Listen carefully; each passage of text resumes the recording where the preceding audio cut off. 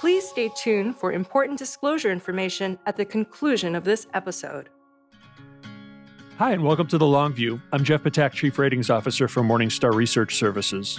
And I'm Christine Benz, Director of Personal Finance and Retirement Planning for Morningstar. Our guest today is Rick Edelman.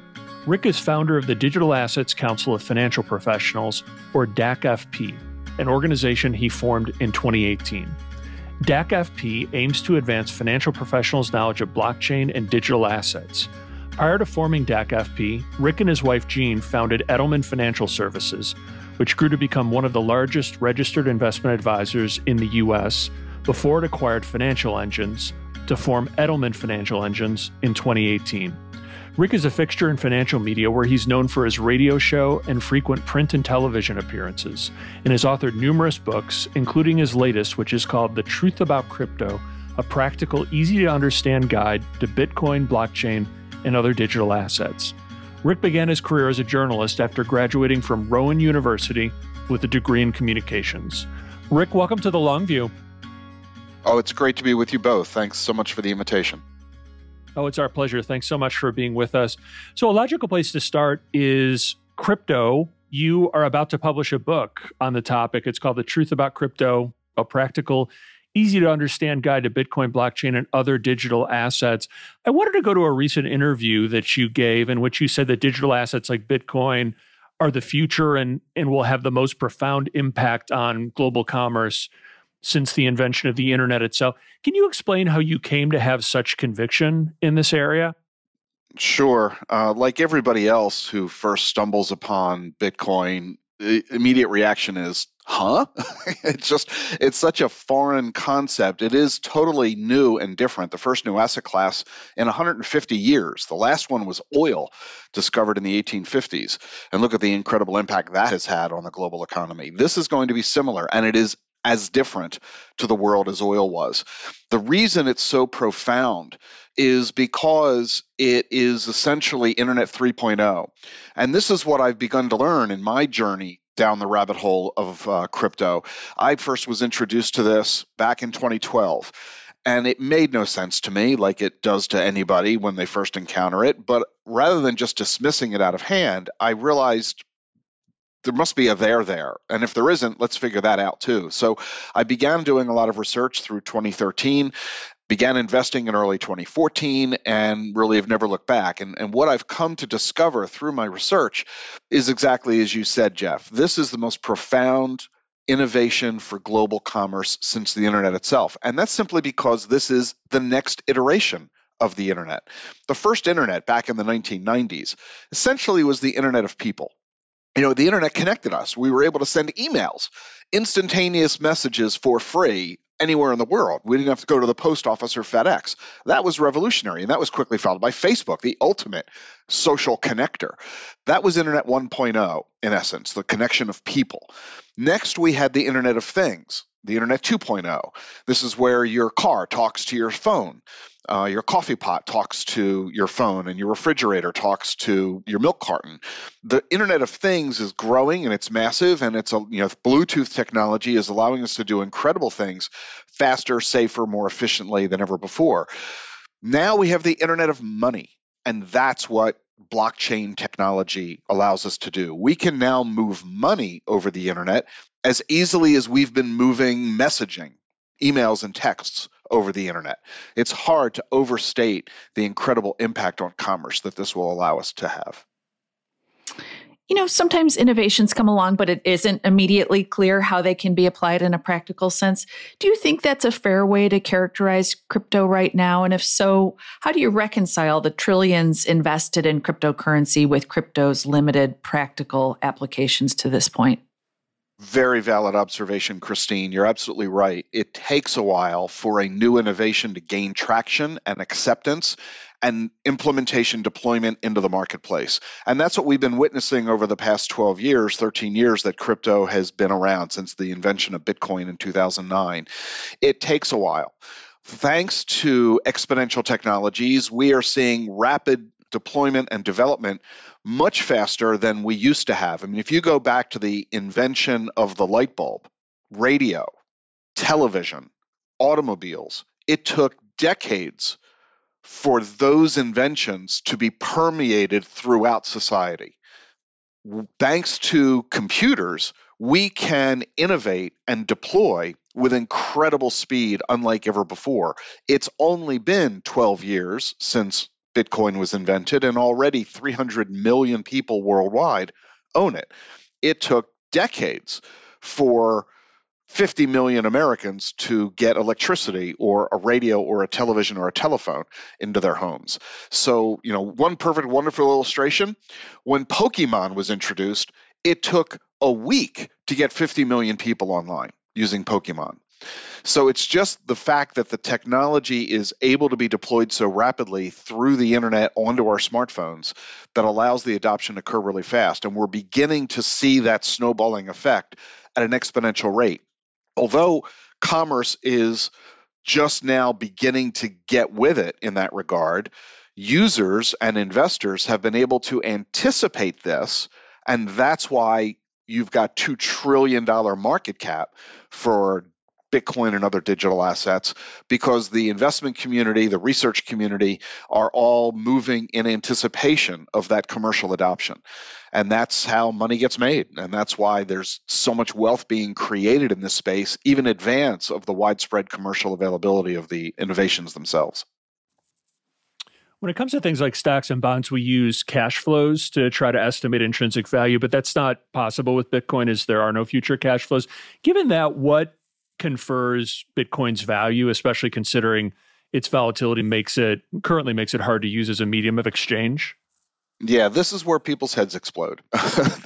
And, I've been managing money for 40 years. I built the largest RIA in the country, managing $300 billion in assets. We serve at Edelman Financial Engines 1.4 million people around the country. And so, yeah, I've been working with individuals on managing assets for a long time. And when you try to value Bitcoin and other digital assets, your head explodes. What I have found is that as I've trained thousands of financial advisors over the past 6-7 years in this area of crypto, I found that the more knowledge and experience you have as an advisor, the more experience as an investor, the more training, designations, college degrees you have in managing money, the more your head explodes. Because all of that traditional training and all of that knowledge from Wall Street does not have any applicability in the crypto space. They are totally separate conversations, but most in the crypto world, or those on the Wall Street world, are trying to apply their knowledge to the crypto world. This is why you get people like Jamie Dimon, very bright guy, saying crypto has no value. Why Warren Buffett calls it rat poison squared. These are brilliant Wall Streeters who are trying to apply their world to the crypto world. It is a non sequitur. It simply doesn't work. And here's why. When you apply, as you said, Jeff, traditional valuation models, you're looking at the company, you're looking at the employees, you're looking at the product, the revenues, and the profits. And you look at other companies in the same industry that have been sold to determine relative valuations. And all of that helps you determine what the value of your company is that you're examining to establish the price of that company. Well, that works fine when you're evaluating a stock, but it doesn't work with Bitcoin for the simple reason that Bitcoin is not a company. It has no employees. There's no product. There are no revenues and there are no profits. All of those numbers are zeros, leading Jamie Dimon and Warren Buffett to say, therefore, Bitcoin's value is zero. What they don't understand, very simply, is that Bitcoin's value may not be something that we can clearly understand, but it certainly has a price. And that's the real key. We have to understand that the marketplace of investors, buyers and sellers, have ascribed a price to Bitcoin, as we record this, about $40,000. That's all that really matters. It's a supply-demand equation. It isn't a stock valuation equation. And until you begin to accept that fact, your head will continue to explode. We've heard you advocate for allocating 1% to 2% of a portfolio to crypto, and we're hoping to drill down on that. What types of investors would such a recommendation be appropriate for? I would think people with long time horizons because of the volatility. Also, how does crypto fit within a portfolio? Does it take the place of stocks, making it worthwhile to think of the opportunity cost for crypto is the difference between expected stock returns and crypto returns? Yeah, you've got three good questions in there, Christine. First, yes, it would, instead of a 60-40 portfolio, I would argue that it's a 59-40-1 portfolio. So this is an ownership asset. Stocks are ownership. Bonds are loanership. You're lending money to earn an interest rate. So I would consider digital assets as a sleeve within an equity ownership position. So I would use this as a replacement for or a reduction from your equity exposure, meaning stock market, real estate market, et cetera, gold, oil, commodities, et cetera. I would take it out of that sleeve. So instead of a 60% allocation, for example, I'd have a 59-1 or a 58-2 allocation using 1 or 2% in digital assets. And yes, long term, this is clearly a long-term play. We are looking at this as a transformative technological innovation in the world of commerce.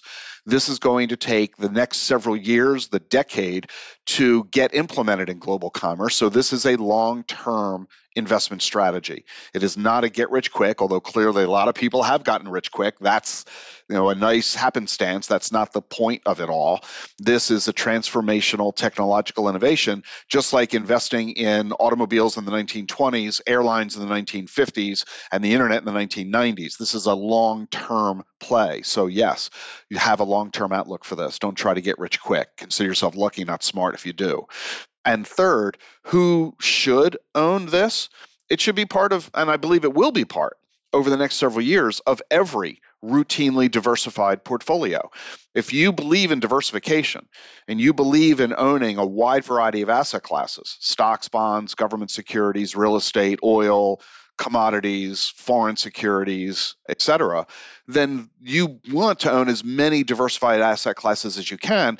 And crypto has proven itself to be the first non-correlated asset class. And that's what you want in a diversified portfolio. It allows you to rebalance more efficiently. It allows you to capitalize on the volatility, and believe me, as you know, there's a lot of volatility here. It's wonderful for dollar cost averaging and tax planned investing, such as tax loss harvesting at year end. There's a lot of advantages that this brings to the portfolio, and for that reason, any long-term investor who believes in diversification should routinely have a 1 or 2% allocation. But that's worth an elaboration. Why only 1 or 2%? If the growth pattern is so strong, if the projections are so widespread, so many people arguing that the price is going to rise so substantially over the next several years, why only 1 or 2%? There are two reasons. First, it could go south. There's still a lot of newness to this. There's still a lot of regulatory uncertainty. We've got competitive pressures. We don't know what consumer interest will be in the future. We don't know what market demand may be. There could be technological obsolescence. There's a lot of unknowns. It's still new and different. So let's not take an undue risk in our portfolios. Let's not risk our future financial security on this. Second, there's no reason to. The price history of digital assets has demonstrated that you can have a material impact on your portfolio with a very low 1 or 2 or 5% allocation. You don't have to put 30 or 50% of your money into this in order to have it materially improve your life. So all the academic data shows us, not just my research that I've been talking about with a 1% allocation. If you look at Yale, the study they came out with in 2018 said the same thing. They argued for a 3% allocation. Bitwise's research, which they did in conjunction with the CFA Institute, said a 2.5% to 5% allocation. Pretty much everybody is in agreement. Low single digits is all you need to have the benefit of the risk-reward improvement to your portfolio. Well, that was definitely one of my follow-up questions. Why just 1 to 2%? And you answered that really well. Another question, though, is on correlations. You made the point that correlations have been low relative to sort of traditional assets. They seem to be rising, though, at least with the equity market. What's your take on that?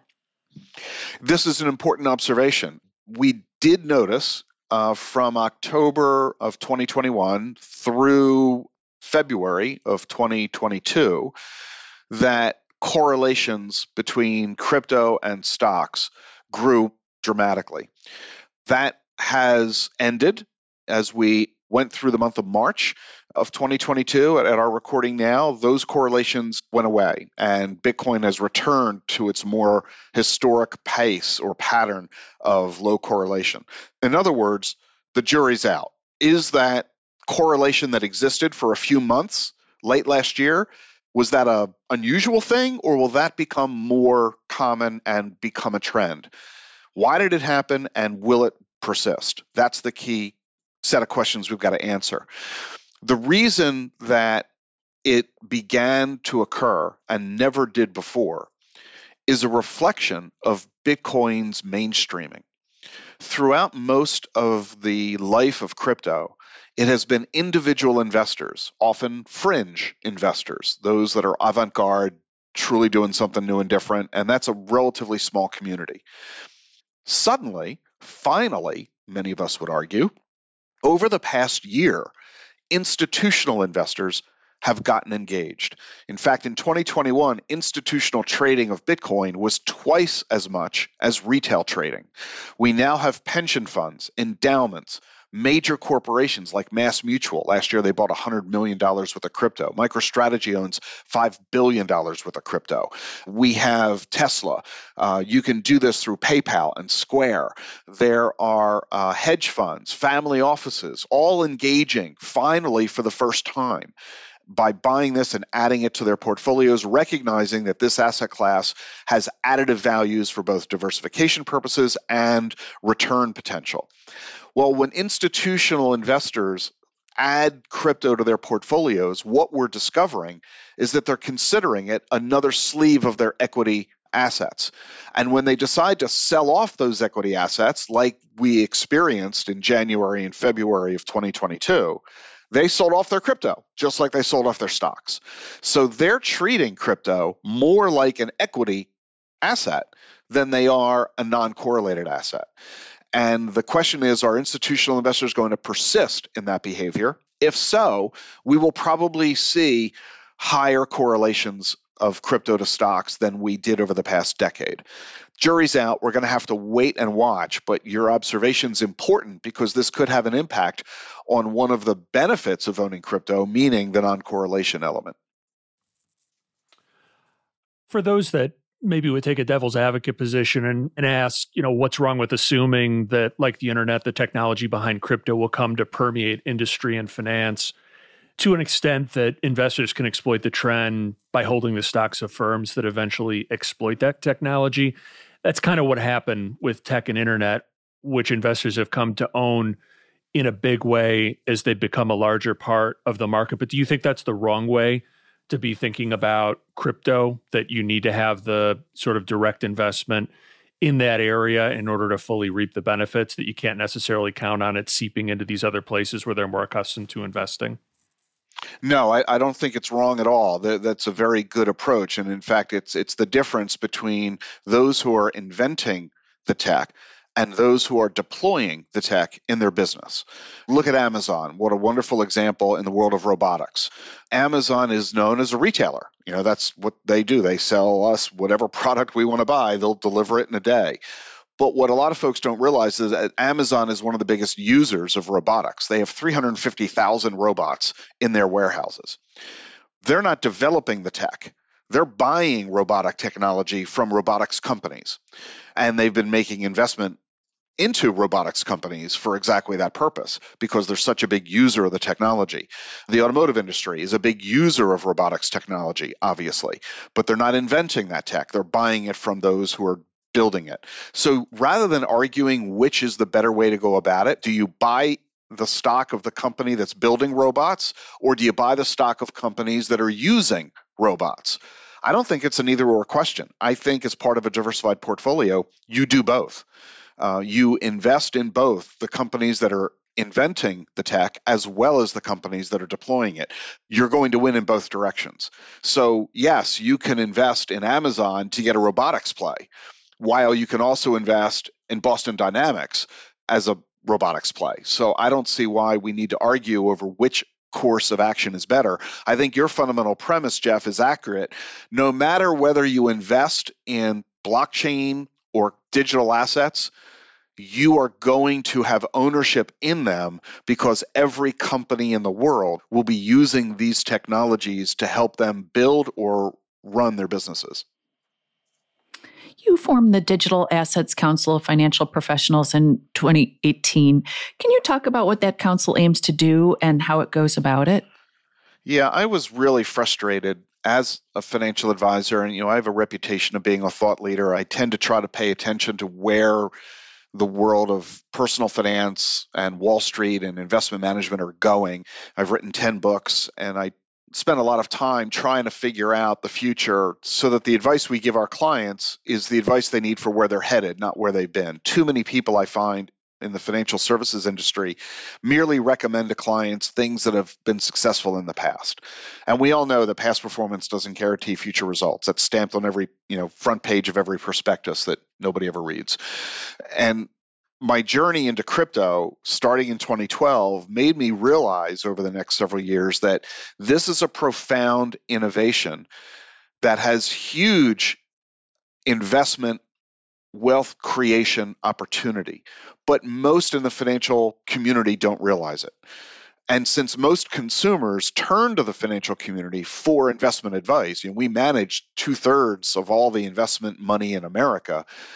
If the advisors don't know about it, then they can't tell their clients about it, and their clients won't invest in it, and their clients will miss out on this wealth creation opportunity. This is a huge opportunity for creating wealth for all of America, and frankly, all around the world. This is widely regarded in the crypto community as the best way to eliminate poverty on a global scale. The democratization of wealth has never been made more available than the Internet of Money, which is what blockchain technology is.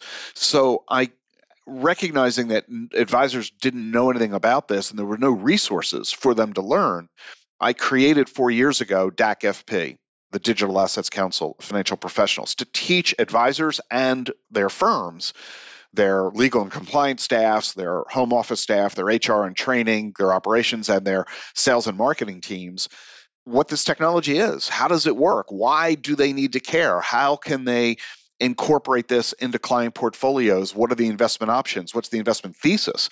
How do you construct a portfolio and dealing with regulation, taxation, compliance? And how do you message to clients about all of this? And so we began this effort 4 years ago. And frankly, I thought it was going to be a short-lived part-time hobby. It's just crypto. It's just something that, a few geeky people on the side play with here and there. Well, crypto has grown up a lot in the last couple of years, and we're now inundated with demand for our services from the financial services industry.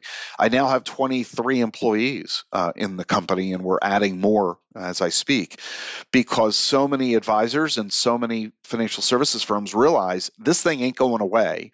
It's got massive investment potential. Clients are demanding to understand how it works. Every advisor in the country reports that they're getting client questions, but there's no training anywhere because there's no expertise anywhere in the financial industry. So that's all we do at DACFP. We're an educational organization. We don't have any products to sell. I don't really care whether you like Bitcoin or not. I'm not trying to persuade you to like Bitcoin. I'm trying to persuade you that you need to understand it so you can be conversational about it with your client.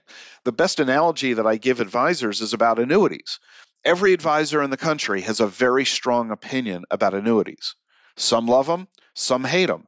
Whether you love them or hate them, advisors are able to explain why they feel the way they feel and why they would argue that a client should or should not buy an annuity. And that's all I'm saying advisors need to do with Bitcoin. I don't care whether you like it. You need to understand what it is so you can talk intelligently with your client about it. And that's all we do. And so in addition to our webinars and materials on our website, we've created the certificate in blockchain and digital assets. It's an 11-module online self-study, self-paced course, 13 CE credits with a world-class faculty. Scott Stornetta, who's the co-inventor of blockchain, is on our faculty. Shauna Hoffman, who ran IBM's blockchain division, Anders Bronworth with the Boston Fed, and a lot of others on our faculty to just teach people, what is this stuff? How does it work? How do I explain it to people? And we've had over 2,000 advisors and others from 7 countries enroll in the program so far, and it's super popular. And there's really no resource like it anywhere, which is why we're getting such demand. We're striking relationships with major Wall Street firms to teach their advisors about this. And we're now the official education partner for the Financial Planning Association, NAPFA, the XY Planning Network, the Money Management Institute, the Investment Advisors Association, and others, because we're really the only game in town. There's nowhere people can turn to learn about this other than DACFP. And we'll include information about DACFP in the show notes for this episode. I think that probably is a good segue to the next topic that we wanted to take up with you to pick your brain on the future of advice. You've had a very storied career delivering advice yourself and also building organizations that offer advice to clients at scale. There's quite a bit of debate about what advice will look like in the future. What portion of what's handled by an advisor today is likely to be automated in the future, if you had to guess, Rick? Data, pure and simple. This trend has been underway for the past 30 years, again, thanks to the internet, and it's going to continue.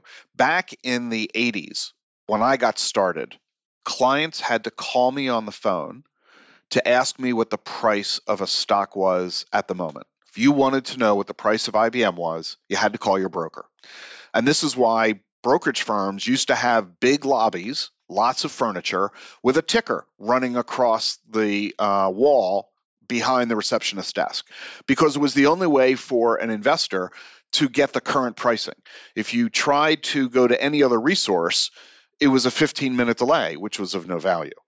Today, of course, real-time stock prices are available for free on our phone. You don't need a financial advisor to get that info. Advisors used to be the resource of information, and we aren't anymore.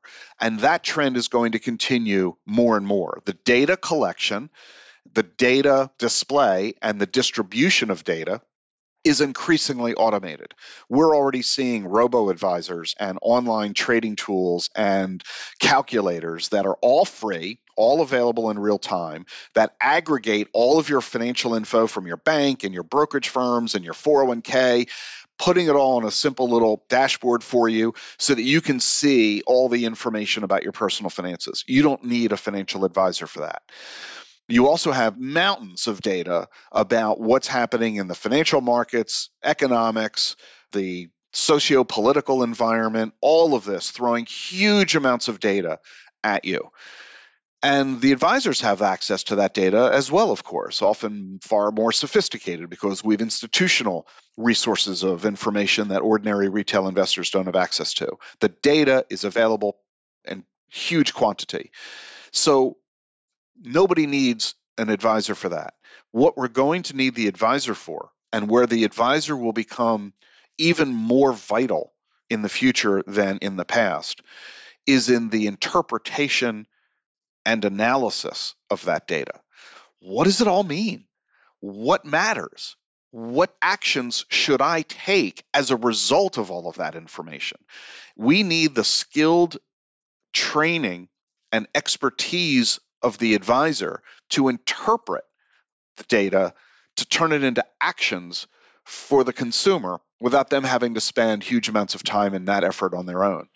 That's where advisors will shine in their value add to the client. Well, I wanted to ask, putting the client's cap on, from the client's standpoint, what should they be demanding in the advisors that they work with today? Is it technical proficiency? It sounds like being able to convey some of the more complex concepts to clients is important. Is it emotional IQ? How do you think about what clients should be asking from their advisors and how it might evolve in the future? There are only three things that advisors should be delivering to their client. First, comprehensively showing you where you are. Too often, people have no idea what's going on with their personal finances. It's all, it's just a mess. It's befuddlement. So let's clarify. Let's consolidate, condense. Let's make it simple and easy to help you understand your current state. Where are you right now from a personal finance perspective? And this isn't just your money. It's every aspect of personal finance: your debt, your income and expenses, your current assets, your wills, your employee benefits, your home ownership and mortgages and real estate, just every aspect of your personal finances. And intergenerational family issues are a big part of that. Second, where do you want to go? Most people are floundering because they don't have a real direction in life. They're so busy doing what they're doing, trying to get through the day, they haven't bothered to look up. It's the forest and trees situation. And so let's help you identify the point to all this. What are you trying to accomplish and why? What's going to make you happy? What's going to bring happiness to your life and that of your family? So that's the second piece. And the third, how are we going to get there? How do we get from here to there?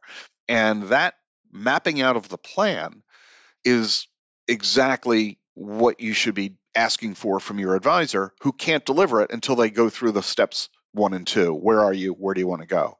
So that's all you're looking for from your advisor. Everything else is a detail that you couldn't care less about. The advisor cares. The advisor needs to care, but not you. When I go to the doctor, I say, it hurts when I go like this. The fact that he's going to go through a whole bunch of tests and examinations and do all the stuff that he does behind the scenes, I couldn't care less about. I just want him to tell me, what do I do when it hurts when I go like this?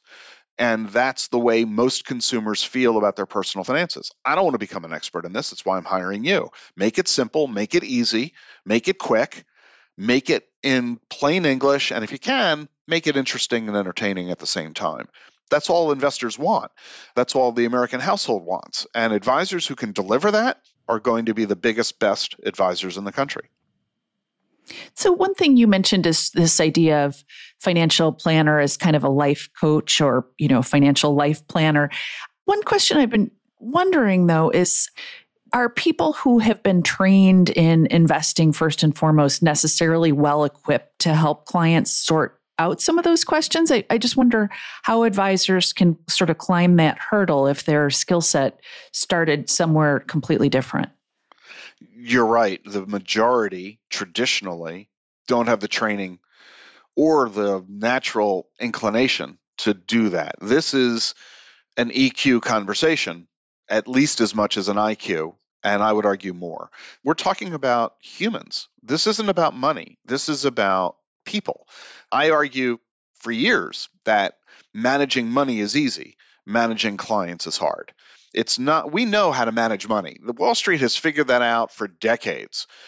Thanks to Harry Markowitz and a dozen others, we all know how to manage money effectively. And you have a lot of conversations on your podcasts of those brilliant people and their strategies. Managing money's easy. Getting people to do it and to stick with it is really hard, because we are creatures of emotion, not creatures of intellect. We make decisions based on feelings, not thinking. And we're our own worst enemy. So it's the hand-holding and the guidance that advisors provide. And that's not a traditional source of training. That's not traditionally what attracts people into the industry.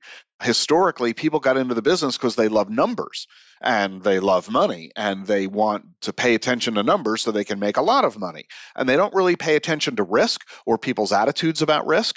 And they don't care about things that aren't directly related to stock prices moving up. They don't want to pay any attention to employee benefits or credit and debt or the emotional toll that a family is experiencing because of a child with a substance abuse problem or a spendthrift problem or a bad marriage with a son-in-law or who knows what. All those seem to be too cumbersome and annoying and distracting, and it's got nothing to do with today's Dow Jones Industrial Average. So many are simply misplaced now that that's what consumers are saying that they want. Fortunately, the new generation of advisors entering this industry and already largely in it, you look at the millennials, people in their 20s, 30s, and 40s who are in this industry, they get it. They got into this because they enjoy the financial planning angle. They recognize that there's more to life than money, and it's not all about the investing conversation. It's about everything else going on in the family's life. And you need to make sure that you're dealing with an advisor who thinks that way, behaves that way, acts that way, and can help you deal with all of those kinds of issues. That's the advisor of the future. The stock trading jockey of the past, they're dinosaurs. Yeah, that was actually going to be my next question, which is what do you think is going to be that next big iteration in the advice business, which is, as you mentioned, it's kind of transited from brokering to portfolio management to asset allocation, now increasingly financial planning. But it sounds like what you foresee is, advisors who are equipped to help with maybe the softer sort of side of things, not to use that as a pejorative, but focusing on issues like wellness and kind of emotional well-being, that sort of thing. Do you think that's a fair characterization, Rick? Very much so, Jeff. And it really leads to the next ideology, which is life planning, recognizing that the traditional lifeline that people have experienced, the one that everyone's familiar with, and frankly, most are assuming will be theirs, is dead. I'm on the advisory boards at both the Milken Institute's Center for the Study of Longevity and the Stanford Center on Longevity. And our efforts are all on the new map of life, recognizing that the old lifeline, which was you're born, you go to school, you go to work, you retire, you die, one thing at a time in that order, which is how it was for our parents and grandparents and great-grandparents. That's not us. We're now engaging in the cyclical lifeline, and it's all because of longevity. We're going to live to age 100. If you're listening to this podcast, odds are really good you're going to live to age 100 or beyond. The old paradigm of retiring at 65 and dead at 80, that's gone. That's not going to be us. If we're going to live to age 100, the notion of retirement at 65 is impossible. First, economically, most people will never afford to be able to do 40-year retirement. Second, you're not going to want to. At 65, you're going to be healthier than your parents were when they were 65. In fact, due to medical innovations, by the time you're 95, you'll be healthier than when your grandparents were 55. And so you're going to want to be active and contribute to society and be engaged, and you're going to need to make money at the same time. So this notion of retirement for 40 years will go away. It'll be replaced by going to school, going to work, and then going back to school to get new skills, to get more training, to stay viable in the marketplace. And then you'll take a 2 or 3 year sabbatical. Forget about a 2-week vacation. You'll take years-long sabbaticals, and then you'll go back to school for more training, go back into the workforce, and the cyclical life of school, work, sabbatical will be how you live until you're age 100. This requires an entirely new set of thinking about our approach to money and career and college and family in a way that is unprecedented. And it's the financial advisor who's going to guide people through that new approach. And it's going to make advisors more valuable than ever. How they do it technologically, what are the resources, what are the software tools and the AI programs that they use to guide the clients? That's all back office stuff. Clients couldn't care less. It'll be simply available to the advisor through technological innovation, and it will simply allow the advisor to be of more value than ever to the consumer, delivering the EQ that will remain the elusive holy grail of technology. The notion of a computer being able to replace the human's empathy is decades away. You referenced the Stanford Center for Longevity. One of our favorite conversations over the past couple of years was with Dr. Laura Carstensen, where she talked about some of the work that she and the team are doing there. Yep. I guess the question is, if the separation between work and retirement is becoming more porous, as you seem to think is the case, she thinks is the case, how does that evolve? It seems like many older adults I speak to still actually want to hang it up at kind of the traditional retirement age of, sort of mid-60s. They're going to change their mind. The reason that they want to hang it up is that their job is no longer fun or interesting. Sometimes people say, I've got 30 years of experience. No, you don't. You have 1 year of experience 30 times. By the time you're doing whatever it is you're doing in your 60s, you've been doing it for decades, and the innovative, fun discovery element is long gone. It's rote. It's the same damn thing every day or every year. And you're tired of it. You're bored. It's no longer interesting. And you might not like the new company environment that you're in. You might not like the economic issues. You might not like the sacrifice. You're beginning to recognize your own mortality, and you'd rather go do something else. And that is perfectly understandable. And this causes people to retire in their 60s. But after a few years of that, boredom sets in. The lack of social interaction, the lack of intellectual stimulation, the lack of economic remuneration, all of that is gone. And yet you feel physically and mentally fine. You're still perfectly able to engage. And this is when people figure out it's time to reinvent themselves. And they do it by entering a brand new career, starting a new business. More businesses are formed by people over the age of 50 than people under the age of 30. And so they'll start a new business. They'll go back to school and get a new degree. They'll engage in educational travel, not just for vacation, but for learning. And they'll discover that they now have opportunities they didn't have before because the kids are grown and the dog has died. They're free and clear on what they want to do. They now have money and they have time. And they're going to take full advantage of this. So people will discover after a few years of that gold watch and a pension that this ain't it. Sitting in front of the TV and eating bonbons, that's fun for a couple of years, but you're not going to do it for a couple of decades. Drive yourself crazy. Since we're on the topic of retirement, I wanted to also ask you about retirement income. There's quite a bit of debate about the right and wrong way to sustain one's spending in retirement. Do you think the 4% spending rule still works, or do you think retirees need to reconsider that given lofty market valuations and paltry yields? Yeah, I'm not sure it ever worked. It's a rule of thumb. It's just a guideline to help prevent clients from overspending in their early years of retirement. I'm not sure it was ever something anybody truly relied upon because there's so many unique circumstances to each client of income sources and life expectancies, marital statuses, and so on. But the point is well taken that as we reach the point where we're going to stop earning the income we spend, we need to generate it from resources available to us. Pension, Social Security, investment income are the three dominant resources. We need to reevaluate the legitimacy of those resources, the sustainability of them, how much can they genuinely produce, and how much am I going to need given my lifestyle and the cost of living, especially as in this decade, we're going to be in an inflationary environment. So we have to go creatively through all of that. And so what I have found is that most people are shocked to discover that they spend more in retirement than they spent prior to retirement. They spend it differently, but they spend more. The only people who spend less are people who are forced to.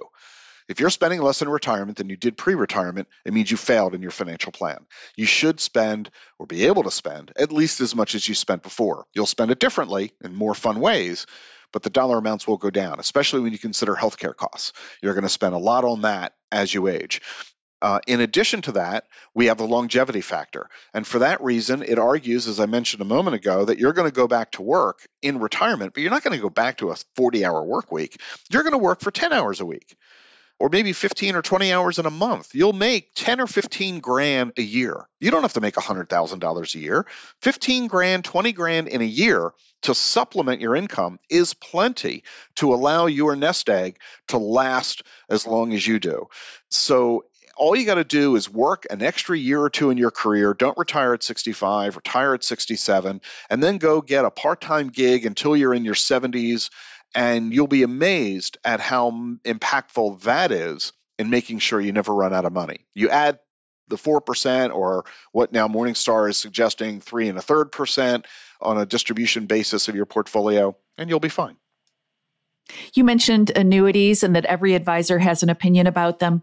What role should annuities play in retirement? And do you prefer one annuity type over some others? None. They should play no role in retirement.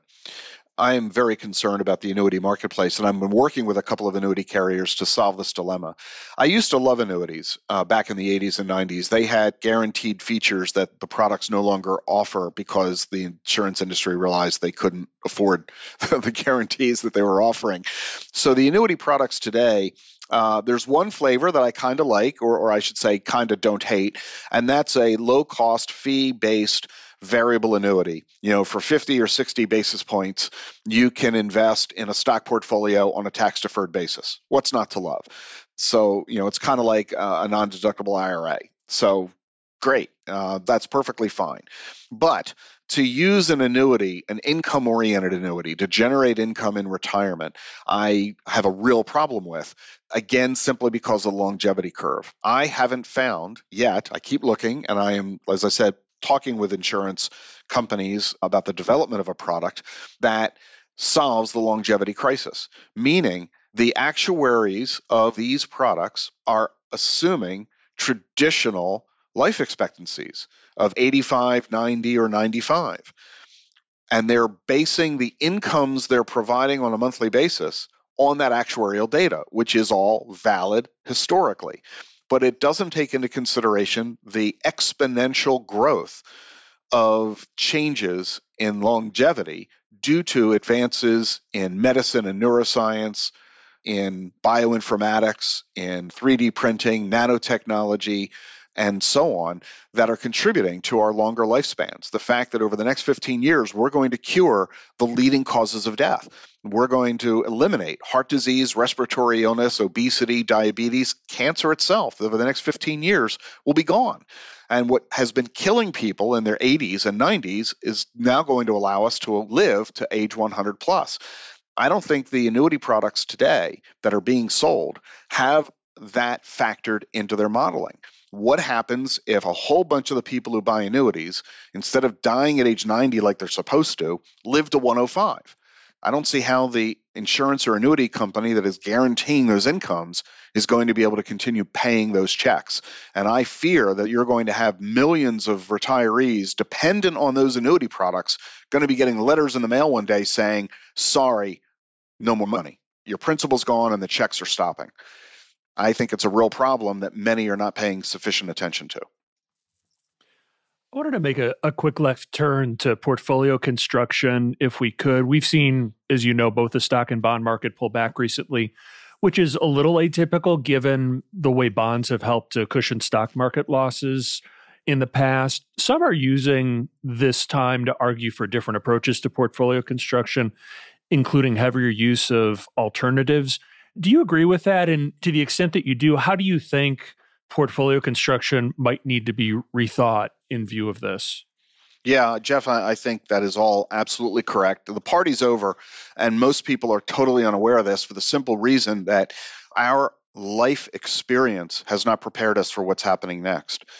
If you were an investor in the 1970s, you remember what the bond market was like with rising interest rates and the fact that as rates go up, bond prices go down. But very few Americans alive today were investors in the 1970s because if they were alive at all, they were children like me, which means our personal investing experience is more recent than 1982.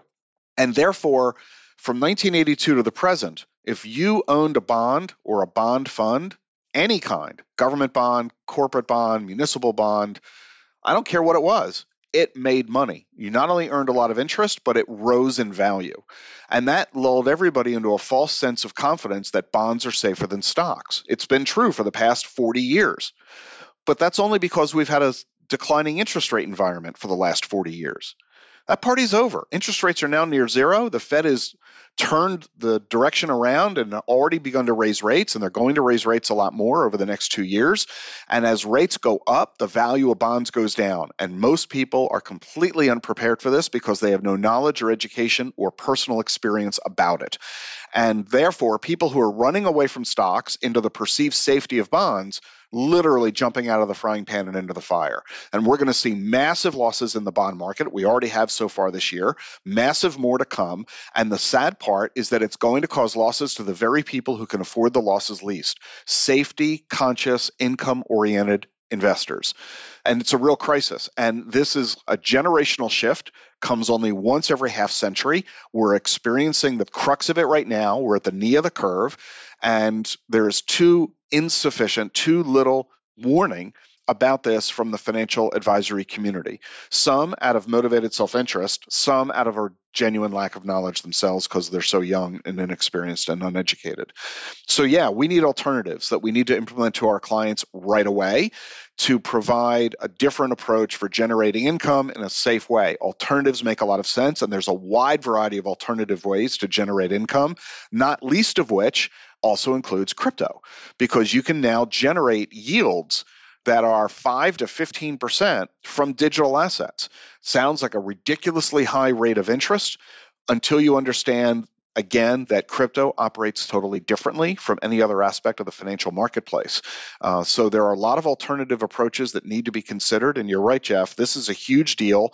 And the sooner advisors and their clients recognize this, the better off everyone will be. Well, I thought of about 30 follow-up questions as you were talking, but I did want to ask you about financial education. You've spent a career counseling others and helping them to set expectations and put together their plans. Can you talk about what you found are the best ways to inculcate good savings and investment habits and what doesn't work? Richard Thaler has it best. I'm a big fan of behavioral finance and the work done by Tversky and Thaler and so many others. Nobel Prize winning research all has it best. We're not going to change consumer behavior because we're all humans. We act emotionally. We just aren't able to look 30 years out. We look 30 minutes out. We spend more time planning vacations than retirement. That is simply not going to change. So what we need to do are two things. First, help people understand the importance of the subject. Help them understand that it's really easy to understand these concepts. Wall Street does a good job at making things confusing to try to make you their slave. We don't need to do that. Helping you understand interest rate risk is simple and easy to do.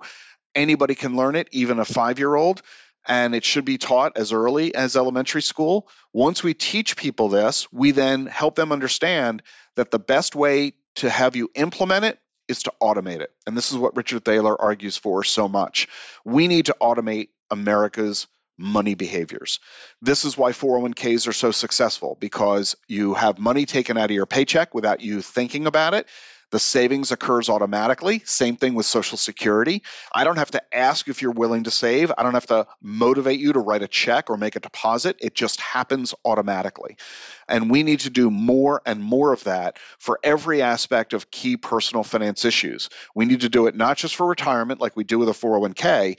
We also need to do it for college. We need to do it for homes. We need to do it for cars.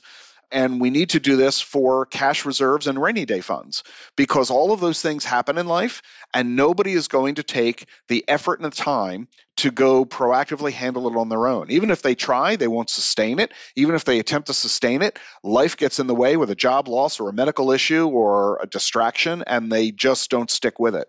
We've got to automate the savings effort across the board for people, making it easy, cheap, and affordable and automated so that people can get it done despite our own emotional inclinations. Well, Rick, I think we could ask you questions for hours. What terrific insights. Thanks so much for taking the time to speak with us today. We really appreciate it. It's been my pleasure, Jeff. Christine, thank you so much. Thank you so much.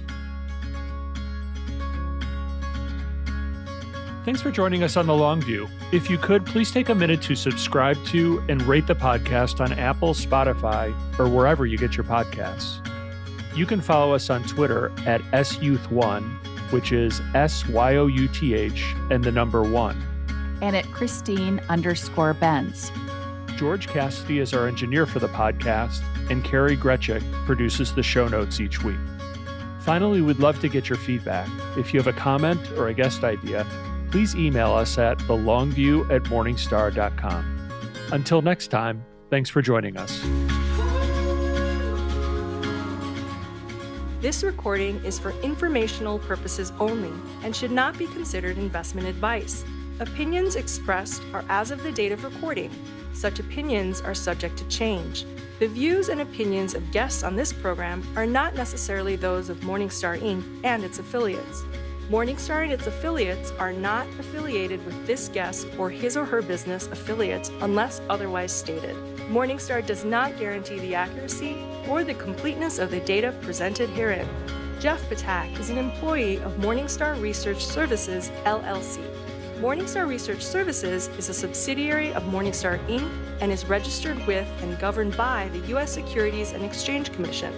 Morningstar Research Services shall not be responsible for any trading decisions, damages, or other losses resulting from or related to the information, data analyses, or opinions, or their use. Past performance is not a guarantee of future results. All investments are subject to investment risk, including possible loss of principal. Individuals should seriously consider if an investment is suitable for them by referencing their own financial position, investment objectives, and risk profile before making any investment decision.